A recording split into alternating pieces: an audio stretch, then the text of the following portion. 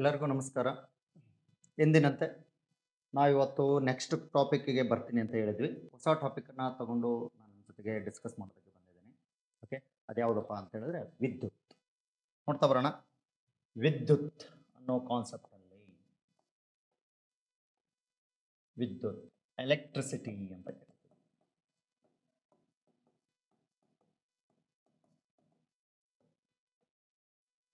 So ವಿದ್ಯುತ್ ಅಂತ ಹೇಳಿದ್ರೆ ಮೀನಿಂಗ್ ಏನು? ನಮಗೆಲ್ಲರಿಗೂ ಭಾಳ ಚಿರಪರಿಚಿತ 6th ಸ್ಟ್ಯಾಂಡರ್ಡಿಂದ ನೋಡಿರ್ತೀವಿ. ಏನು?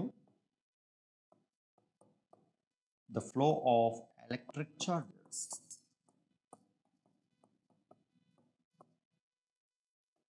The flow of electric charges, that is called electricity or current ಅಂತಲೇ ಹೇಳ್ಬೋದು.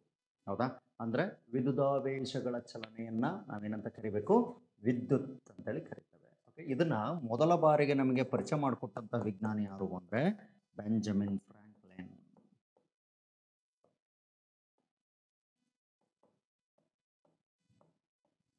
ಬೆಂಜಮಿನ್ ಫ್ರಾಂಕ್ಲಿನ್ ಅಂತ ಹೇಳಿ ಕರಿತೀವಿ. ಸಾಮಾನ್ಯವಾಗಿ ಬೆಂಜಮಿನ್ ಫ್ರಾಂಕ್ಲಿನ್ ಅಂತೇಳಿ ಬಂದಾಗ ಇವರೊಬ್ಬ American scientist, USA American scientist. ನಮಗೆಲ್ಲರಿಗೂ ಗೊತ್ತಿರೋ ಹಾಗೆ ಓಕೆ, ಏನು ಮಾಡ್ತಾರೆ ಅಂದರೆ ಇದರ ವ್ಯಾಲ್ಯೂಗಳನ್ನು ಮುಂದೆ ಇದರ ಕಾನ್ಸೆಪ್ಟ್ ಇದರ ವ್ಯಾಲ್ಯೂಗಳನ್ನು ಹೇಳ್ತಾರೆ. ಇವರು ಎರಡು ರೀತಿಯಾದ charges, two type of charges ಅನ್ನು ಮತ್ತೆ ಪರಿಚಯ ಮಾಡ್ಕೊತಾರೆ. Two type of charges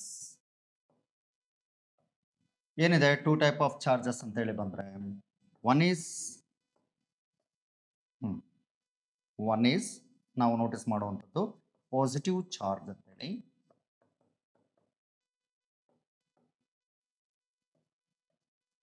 positive charge ಅಂತೇಳಿ ನೋಡ್ತೇವೆ. ಎರಡನೇದು ನೆಗೆಟಿವ್ ಚಾರ್ಜಸ್.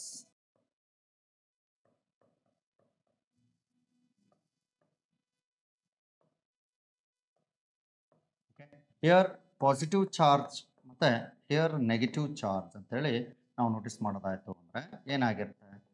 +1.6 ಇಂಟು 10⁻⁻19 ಕೂಲಂಬ್ ಅಂತೀವಿ. -1.6 ಇಂಟು -10⁻⁻19 ಕೂಲಂಬ್ ಅಂತೇಳಿ ನೋಡ್ತೇವೆ. ಪಾಸಿಟಿವ್ ಅಂಡ್ ನೆಗೆಟಿವ್ ಚಾರ್ಜಸ್ ಅಂತೇಳಿ ಗಮನಿಸ್ತಾ ಹೋಗ್ಬೋದು. ಗೊತ್ತಿಲ್ಲ ಸ್ನೇಹಿತರೆ, ಏನು ಅಂದರೆ ಈ ಚಾರ್ಜಸ್ಗಳನ್ನು ಮೊದಲ ಬಾರಿಗೆ ಪರಿಚಯ ಮಾಡಿಕೊಟ್ಟವರು ನಿಕೋಲಸ್ ಕೂಲಂಬ್.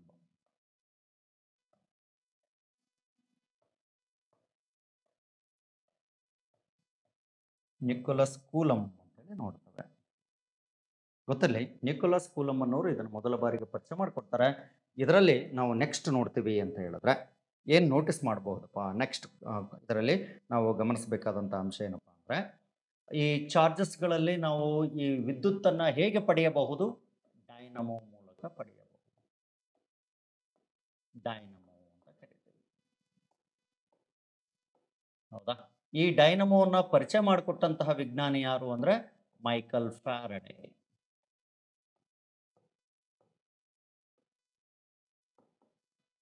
ಮೈಕಲ್ ಫ್ಯಾರಡೆ ಅವರು ಏನು ಮಾಡ್ತಾರೆ ಅಂತ ಹೇಳಿದ್ರೆ ಫ್ಲೆಮಿಂಗ್ ಬಲಗೈ ನಿಯಮ, ಫ್ಲೆಮಿಂಗ್ ಬಲಗೈ ನಿಯಮದ ಆಧಾರದಲ್ಲಿ ಏನು ಮಾಡ್ತಾರೆ ಅಂದರೆ ಡೈನಮೋನ ಚಲಿಸಲು ಪ್ರಯತ್ನಿಸ್ತಾರೆ, ಸಕ್ಸಸ್ಫುಲ್ ಆಗ್ತಾರೆ. ಓಕೆ, ಇದರ ಆಧಾರದಲ್ಲಿ ನಮಗೆ ಕರೆಂಟ್ ಬರುವಂಥದ್ದು. ಹಾಗಾದರೆ ಡೈನಮೋದ ಬಹುಮುಖ್ಯವಾದ ಕೆಲಸ ಏನಪ್ಪ? ಏನು ಕೆಲಸ ಅದರದು? ಯಾಂತ್ರಿಕ ಶಕ್ತಿಯನ್ನು ಏನು ಮಾಡುತ್ತೆ? ಯಾಂತ್ರಿಕ ಶಕ್ತಿಯನ್ನು ವಿದ್ಯುತ್ ಶಕ್ತಿಯಾಗಿ ಪರಿವರ್ತನೆ ಮಾಡುವುದು.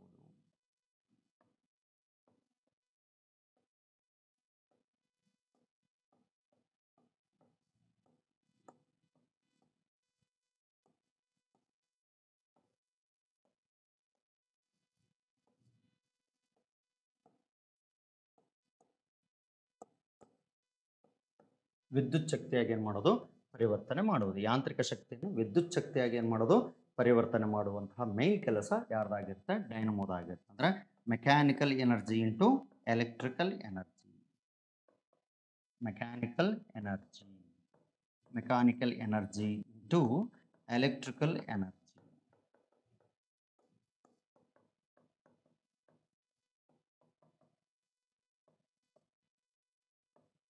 ಹಾಗಾದರೆ ಹಾಗಾದರೆ ಇವುಗಳಲ್ಲಿ ನಾವು ನೋಟಿಸ್ ಮಾಡಬಹುದಾದ ಬಹಳ ಮುಖ್ಯವಾದ ಕೆಲಸ ಏನು ಅಂತ ಹೇಳಿದ್ರೆ ಯಾಂತ್ರಿಕ ಶಕ್ತಿಯನ್ನು ವಿದ್ಯುತ್ ಶಕ್ತಿಯಾಗಿ ಮಾಡೋದು ಹೇಗೆ. ಓಕೆ, ಸೊ ಅದರಲ್ಲಿ ನಾವು ಗಮನಿಸಬೇಕಾದಂಥದ್ದು ಏನಾಗಿರುತ್ತೆ ಅಂದರೆ ಸ್ಟ್ರಾಂಗ್ ಮ್ಯಾಗ್ನೆಟ್ಸ್ಗಳನ್ನು ನಾವೇನು ಮಾಡ್ತೀವಿ ಅಂದರೆ ಜೋಡಣೆ ಮಾಡ್ಕೊಳ್ತೀವಿ. ಓಕೆ, ಇದರಲ್ಲಿ ಏನಾಗಿರುತ್ತೆ ಅಂತ ಹೇಳಿದ್ರೆ ನಾರ್ತ್ ಇಂದ ಸೌತ್ಗೆ ಕಾಂತಬಲ ರೇಖೆಗಳೇನಾಗಿರ್ತವೆ ಚಲನೆಯನ್ನು ತೆಗೆದುಕೊಂಡಿರ್ತವೆ. ಹೀಗಿರುತ್ತೆ. ಸೊ ಇಲ್ಲಿ ನಾವು ನೋಟಿಸ್ ಮಾಡಬಹುದಾದ ಇನ್ನೊಂದು ಅಂಶ ಏನಪ್ಪ ಅಂತ ಹೇಳಿದ್ರೆ ಆರ್ಮಿಚರ್ಗಳು ಅಂತ ನೋಟಿಸ್ ಮಾಡ್ತೀವಿ. ಓಕೆ, ಆರ್ಮಿಚರ್ಗಳು ಅಂತೇಳಿ ಬಂದಾಗ ಸಹಜವಾಗಿ ಏನಾಗಿರುತ್ತೆ ಅಂತ ಹೇಳಿದ್ರೆ ಈ ರೀತಿ ಇರುತ್ತೆ, ಆರ್ಮಿಚರ್ಸ್ ಅಂತ ಕರಿತೀವಿ. ಈ ಆರ್ಮಿಚರ್ ಸುತ್ತ ಏನಿರ್ತದೆ, ತಾಮ್ರದ ತಂತಿಯನ್ನು ಸುತ್ತಲಾಗಿರುತ್ತದೆ.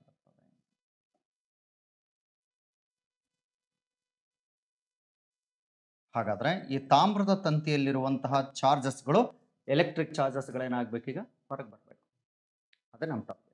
ಹೌದಾ? ಸೊ ಹಾಗಾದ್ರೆ ಹೇಗೆ ಹೊರಗೆ ಬರ್ಸೋದು ಹೇಗೆ ಅಂತ ಹೇಳಿದ್ರೆ ಇವುಗಳು ಚೆನ್ನಾಗಿ ಸುತ್ತಬೇಕು. ಈ ಆರ್ಮಿಚರ್ ಸುತ್ತಬೇಕು ಅಂದರೆ ಓಕೆ, ಇದು ಆರ್ಮಿಚರ್ ಅಂತೇಳಿ ಕರಿತೀವಿ. ಆರ್ಮಿಚರ್ ಅಂದರೆ ಒಂದು ವಾಹಕ ಅಂತೇಳಿ ನೋಡ್ಬೋದು.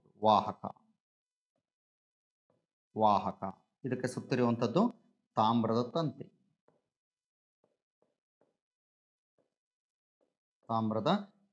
ಇವೇನಾಗಾದ್ರೆ ಆಯಸ್ಕಾಂತಗಳು.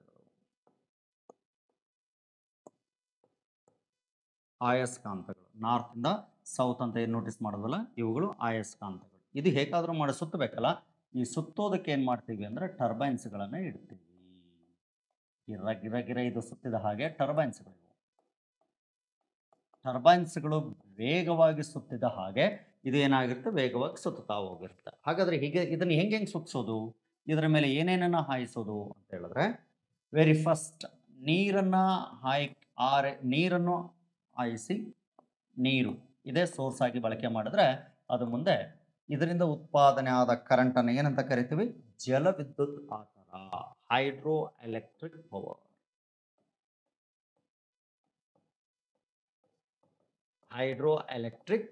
ಅಂತೇಳಿ ನಾವು ನೋಡ್ತೀವಿ.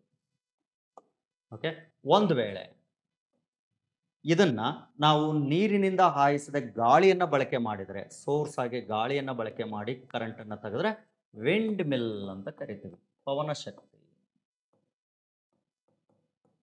ವಿಂಡ್ ಮಿಲ್ ಅಂತ ಮಾತಾಡ್ತೀವಿ, ಗೊತ್ತಿಲ್ಲ. ಓಕೆ, ಒಂದು ವೇಳೆ ನಾವು ಕಲ್ಲಿದ್ದಲನ್ನು ಬಳಕೆ ಮಾಡಿ ಉಷ್ಣ ತೆಗೆದು ಸ್ಟೀಮಿಂದ ಏನಾದರೂ ಆ ಟರ್ಬೈನ್ಸ್ಗಳನ್ನು ಸುತ್ತೋದಕ್ಕೆ ಪ್ರಾರಂಭ ಮಾಡಿದ್ವಿ ಅಂದರೆ ಶಾಖೋತ್ಪನ್ನ ಅಂದರೆ ಥರ್ಮಲ್ ಎಲೆಕ್ಟ್ರಿಕ್ ಪವರ್ ಅಂತ ಹೇಳಿ ಕರಿತೀವಿ.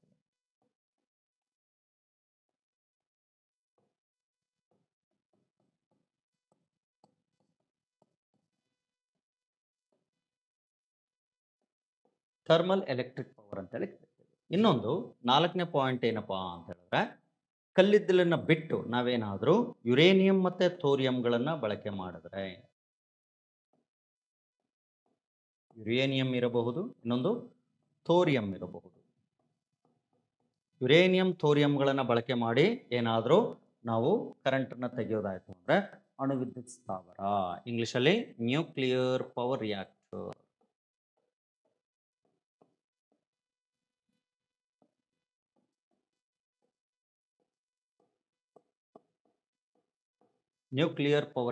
ಅಂತೇಳಿ ಕರೀತಾರೆ. ಓಕೆ, ಒಂದು ವೇಳೆ ನಾವೇನಾದರೂ ಸೂರ್ಯನ ಬೆಳಕಿನ ಕಿರಣಗಳನ್ನು ತೆಗೆದುಕೊಳ್ವಿ ಅಂತ ಹೇಳಿದ್ರೆ ಸೂರ್ಯನ ಬೆಳಕಿನ ಕಿರಣಗಳನ್ನು ನಾವು ಟರ್ಬೈನ್ಸ್ಗಳನ್ನು ಸುತ್ತೋಕ್ಕಾಗಲ್ಲ, ಬಟ್ ಏನು ಮಾಡ್ಬೋದು, ಬೆಳಕಿನ ಶಕ್ತಿನ ವಿದ್ಯುತ್ ಶಕ್ತಿಯಾಗಿ ಪರಿವರ್ತನೆ ಮಾಡಿದ್ರೆ ಸೌರಕೋಶ ಅಂತ ಕರಿತೀವಿ.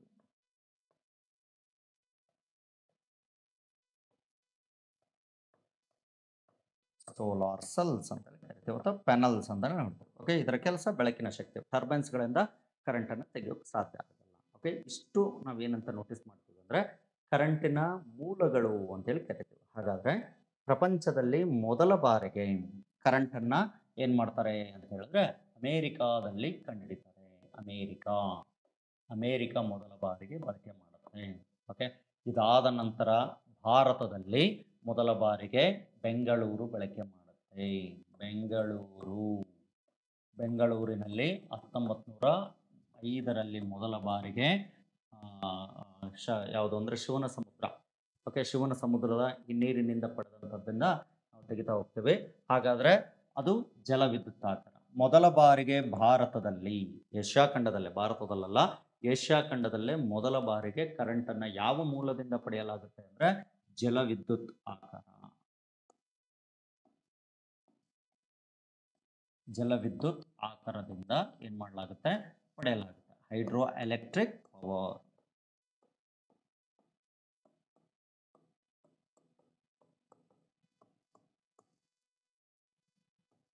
ಹೈಡ್ರೋ ಎಲೆಕ್ಟ್ರಿಕ್ ಪವರ್ ಅಂತ ಇರುತ್ತೆ. ಸೊ ಆ ಹೈಡ್ರೋ ಎಲೆಕ್ಟ್ರಿಕ್ ಪವರ್ಗೆ ನಾವೇನು ಮಾಡ್ತೀವಿ ಅಂದರೆ ನಾವು ಇದರಿಂದ ಪಡಿತೇವೆ ಕರೆಂಟನ್ನು. ಹಾಗಾದರೆ ಯಾರ ಸಹಕಾರದಿಂದ ನಾವು ಕರ್ನಾಟಕದಲ್ಲಿ ಬೆಂಗಳೂರಿನಲ್ಲಿ ಕರೆಂಟನ್ನು ಪಡಿತೀವಿ ಅಂದರೆ ನಾಲ್ವಡಿ ಕೃಷ್ಣರಾಜ ಒಡೆಯರ್.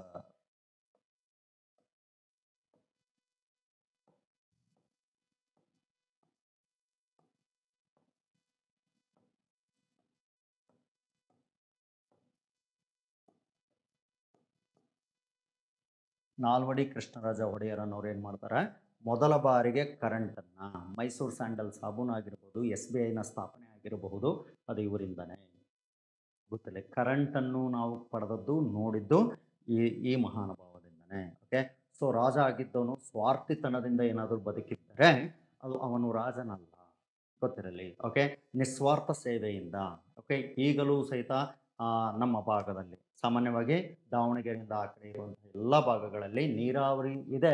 ಸೊ ಅದಕ್ಕೆ ನಾವು ಸಹಕಾರವನ್ನು ತಗೊಂಡಿದ್ದೀವಿ. ಓಕೆ, ಪ್ರತಿದಿನ ಅವರ ಹೆಸರನ್ನು ಹೇಳಿ ಅನ್ನ ತಿನ್ನಬೇಕು ಅಂದರೆ ಈ ಮಹಾನುಭಾವದಿಂದ ನಾವು ನೋಟಿಸ್ ಮಾಡಬಹುದು. ಓಕೆ, ರಾಜರು ದೇವರೇ ಸರಿ, ಗೊತ್ತಿರಲಿ. ಓಕೆ, ಪ್ರಜೆಗಳಿಗೆ ದೇವರೇ ಸರಿ ಅನ್ನೋದನ್ನು ಪ್ರೂವ್ ಮಾಡಿದ ಕಲಿಯುಗದ ಕರ್ಣನಂತೆ ತನ್ನ ಆಸ್ತಿಯನ್ನು ಮಾರಿ, ನಾಲೆಗಳೆಲ್ಲಿ ಹೋಗ್ತಾವಲ್ಲೆಲ್ಲ ತನ್ನಲ್ಲೇ ಸಾಧ್ಯವಾದಷ್ಟು ಏನು ಮಾಡ್ತಾರೆ ಅಂದರೆ ಚಿನ್ನಾಭರಣಗಳನ್ನು ಇಟ್ಟು ಅಡವಿಟ್ಟು ಅದನ್ನು ಏನು ಮಾಡ್ತಾರೆ ಅಂತ ಹೇಳಿದ್ರೆ ದುಡ್ಡು ಬಂದಂಥದ್ದನ್ನು ಕೂಲಿ ಕಾರ್ಮಿಕರಿಗೆ ಕಡಿಮೆ ಇದ್ದರೂ ಸಹಿತ ಯಾರು ಮುಂದಾಗ್ತಾರೆ. ಓಕೆ, ಸಾವಿರಾರು ಅಂತ ಹೇಳಿದಾಗ 10,000 ಅವಾಗ ಕೋಟಿ ಇದ್ದಂತೆ, ಹೌದಾ, 10-15 ಸಾವಿರ ರೂಪಾಯಿ ಇವರೆಲ್ಲ ಕೆಲಸ ಮಾಡುವಾಗ. ಸೊ ಅಂಥ ಟೈಮಲ್ಲಿ ಏನು ಮಾಡ್ತಾರೆ ಅಂತ ಹೇಳಿದ್ರೆ ನಮಗೆ ಕರೆಂಟನ್ನು ನೋಡುವಂಥದ್ದು ಭಾಗ್ಯ.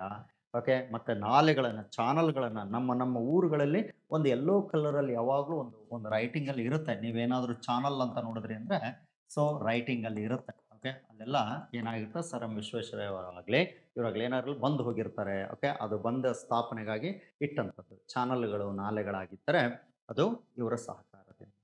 ಓಕೆನಾ. ಸೊ ಹಾಗಾದರೆ ಇಲ್ಲಿಂದ ನಾವು ನೋಡೋದಾಯಿತು ಅಂದರೆ ಪ್ರಯೋಗಗಳು ಸ್ಟಾರ್ಟ್ ಆಗ್ತವೆ, ವಿದ್ಯುತ್ತಿನ ಮೇಲೆ ಪ್ರಯೋಗಗಳು ಸ್ಟಾರ್ಟ್ ಆಗ್ತವೆ. ಆ ಪ್ರಯೋಗದಲ್ಲಿ ಮೊದಲ ಬಾರಿಗೆ ಜಾರ್ಜ್ ಸೈಮನ್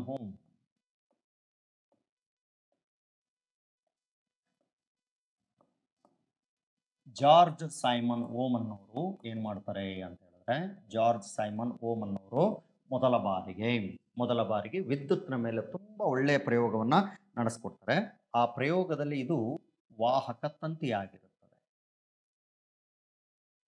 ಇದು ವಾಹಕ ತಂತಿ ಆಗಿರುತ್ತೆ.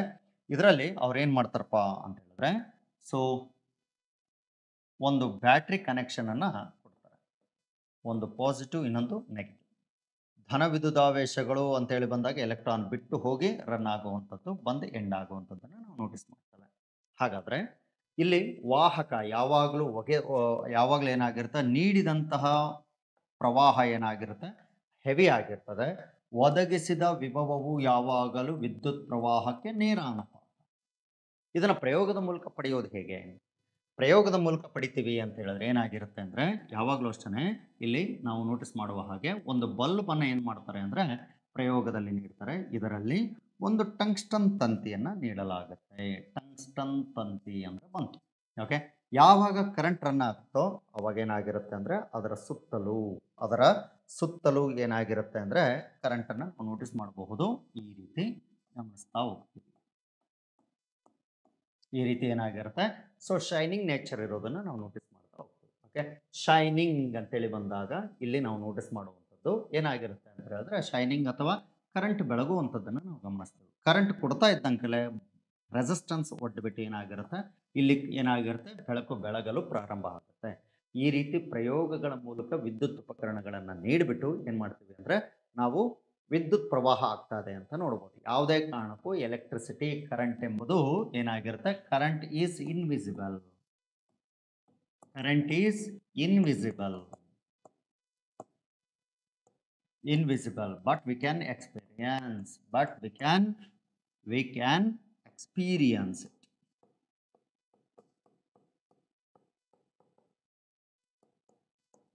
But we can experience it. Okay, ತುಂಬ ಚೆನ್ನಾಗಿದ್ದಾನೆ. ಏನು ಮಾಡ್ಬೋದು, ಎಕ್ಸ್ಪೀರಿಯನ್ಸ್ ಮಾಡ್ಬೋದು. ಕರೆಂಟ್ ಇತ್ತು ಅಂದರೆ ಅದಕ್ಕೊಂದು ತಾಮ್ರದ ತಂತಿಯನ್ನಿಟ್ಟು ನಾವು ಹಿಡ್ಕೊಳ್ಳೋ ವ್ಯವಸ್ಥೆ ಯಾವತ್ತೂ ಮಾಡಬಾರ್ದು, ತಪ್ಪದು. ಏನು ಮಾಡಬೇಕು, ಟೆಸ್ಟರ್ಗಳಿರ್ತವೆ, ಆ ಟೆಸ್ಟರ್ಗಳನ್ನು ಇಟ್ಟು ಒಂದು ಬೆರಳನ್ನು ವಾಹಕವನ್ನು ಇಟ್ಟರೆ ಸಾಕು, ಕರೆಂಟ್ ಬರ್ತಾ ಇದೆಯೋ ಇಲ್ಲೋ ಗೊತ್ತಾಗ್ಬಿಡ್ತದೆ. ಓಕೆ, ಯಾವತ್ತೂ ಏನು ಮಾಡಬಾರ್ದು, ಮೇನ್ ಸ್ಕ್ವೇರ್ನ ಹಿಡಿಯೋದು, ಹೌದಾ, ಅದಕ್ಕೋಗಿ ಬಟ್ಟೆ ಹಾಕೋದು ಅಥವಾ ಉದ್ದಟತನದಿಂದ ಒಂದು ಕಡ್ಡಿ, ಹಸಿಯಾದ ಕಡ್ಡಿ ತಗೊಂಡು ಅದಕ್ಕೆ ಹೊಡೆಯುವಂಥ ವ್ಯವಸ್ಥೆ ಮಾಡೋದು, ಇಂಥವ್ನು ಯಾವನು ಮಾಡಬಾರ್ದು, ಯಾವತ್ತೂ ಮಾಡಬಾರ್ದು.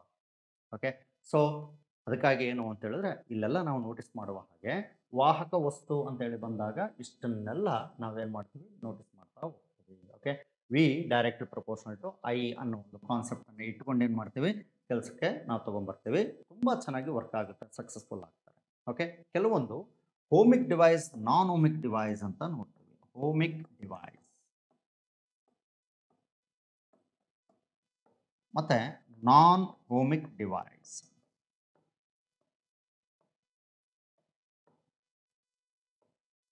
ಏನಿಂಗಂದ್ರೆ ಹೋಮಿಕ್ ಮತ್ತು ನಾನ್ ಹೋಮಿಕ್ ಡಿವೈಸಸ್ ಅಂತ ಹೇಳಿದ್ರೆ ಮೀನಿಂಗ್ ಏನಪ್ಪ ಅಂತ ಹೇಳಿದ್ರೆ, ಯಾವತ್ತೂ ಏನಾಗಿರುತ್ತೆ, ಓಮ್ನ ನಿಯಮವನ್ನು ಅನ್ವಯ ಮಾಡಿಕೊಂಡು ಕಾರ್ಯನಿರ್ವಹಿಸುವುದನ್ನು ಏನಂತ ಕರಿತೀವಿ, ಓಮಿಕ್ ಡಿವೈಸಸ್ ಅಂತ ಹೇಳಿ ಕರಿತೀವಿ. ಡೈರೆಕ್ಟ್ ಕರೆಂಟನ್ನು ಬಳಕೆ ಮಾಡುವಂಥ heavy duty water heater, water geyser, ವಿದ್ಯುತ್ ಒಲೆ, ಓಕೆ, ಇಂಥವುಗಳನ್ನು ಇಟ್ಕೊಂಡು ಏನು ಮಾಡ್ತವೆ, ಕೆಲಸ ಮಾಡ್ತಕ್ಕಂಥ ಹೆವಿ ಡ್ಯೂಟಿಯನ್ನು ಇಟ್ಕೊಂಡು ಕೆಲಸ ಮಾಡುವಂಥದ್ದು AC ಅಂತೇಳಿ ಗಮನಿಸ್ತೇವೆ. ಬಟ್ ಇಲ್ಲಿ ಬಂದಾಗ ಸೆಮಿ ಕಂಡಕ್ಟರ್ಗಳನ್ನು ಬಳಕೆ ಮಾಡಿಕೊಂಡು, ಸೆಮಿ ಕಂಡಕ್ಟರ್ಸ್ ಅಂತೇಳಿ ಕರಿತೇವೆ. ಸೆಮಿ ಕಂಡಕ್ಟರ್ಸ್ಗಳನ್ನು ಕೆಲಸ ತೆಗೆದುಕೊಂಡು ಏನು ಮಾಡೋದು, ಕಾರ್ಯನಿರ್ವಹಿಸುವಂಥದ್ದನ್ನು ನಾವು ನೋಡ್ತೀವಿ. ಯಾವ್ಯಾವ ಇರ್ತವೆ, ಮೊಬೈಲ್ ಚಾರ್ಜರ್ ಇರ್ಬೋದು. ಓಕೆ, ನಾನೀಗ ಮಾತಾಡ್ತಾ ಇದ್ದೀನಲ್ಲ, ಓಕೆ, ಸೊ ರಿಸೀವರ್ ಅಂತೇಳಿ ನಾವು ನೋಡ್ತೀವಿ. ಮೈಕ್ಗಳನ್ನು ನಾವು ನೋಟಿಸ್ ಮಾಡ್ಬೋದು. ಓಕೆ, ಟಿವಿಗಳಾಗಿರಬಹುದು, ಇವೆಲ್ಲ ನಾನ್ ಹೋಮಿಕ್ ಡಿವೈಸ್, ಸೆಮಿ ಕಂಡಕ್ಟರ್ ಮೇಲೆ ಕೆಲಸ ಮಾಡ್ತಕ್ಕಂಥದ್ದು. ಮತ್ತು ಸೊ ಸ್ಪೀಕರ್ ಅಂತೇಳಿ ನಾವು ಗಮನಿಸ್ತೇವೆ. ಸೊ ಇವೆಲ್ಲ ಎಲ್ಲ ಡಿಜಿಟಲ್ ಬೋರ್ಡ್ ಆಗಿರ್ಬೋದು, ನೀವು ನೋಡ್ತಾ ಇರುವಂತಹ ಮೊಬೈಲ್ಗಳಾಗಿರಬಹುದು, ಇವೆಲ್ಲವೂ ಏನಾಗಿರ್ತವೆ, ನಾನ್ ಹೋಮಿಕ್ ಡಿವೈಸಸ್ ಆಗಿರ್ತವೆ. ಸೆಮಿ ಕಂಡಕ್ಟರ್ ಡಿವೈಸ್ ಮೇಲೆ ಕೆಲಸ ಮಾಡುವಂಥವುಗಳನ್ನು ವೆರಿ ಸಿಂಪಲ್ ನಾನ್ ಹೋಮಿಕ್ ಡಿವೈಸಸ್ ಅಂತೇಳಿ ಗಮನಿಸ್ತೀವಿ. ಓಕೆ, ಹಾಗಾದರೆ ವಿದ್ಯುತ್ತಿನಲ್ಲಿ ಯಾವ್ಯಾವ ರೀತಿಯಲ್ಲಿ ನಾವು ಬೇರೆ ಬೇರೆ ಕಾನ್ಸೆಪ್ಟ್ಗಳನ್ನು ನೋಟಿಸ್ ಮಾಡಬಹುದು. ಓಕೆ, ಆ ನೋಟಿಸ್ ಮಾಡುವುದರ ಜೊತೆಯಲ್ಲಿ ಏನೇನು ಡಿವೈಸಸ್ಗಳು ಬರ್ತವೆ, ಓಕೆ, ಬರುವಂಥವುಗಳನ್ನು ನಾವು ನೆಕ್ಸ್ಟ್ ಕ್ಲಾಸಲ್ಲಿ ಡಿಸ್ಕಸ್ ಮಾಡೋಂತೆ. ಧನ್ಯವಾದಗಳೊಂದಿಗೆ ನಿರಂಜನ್.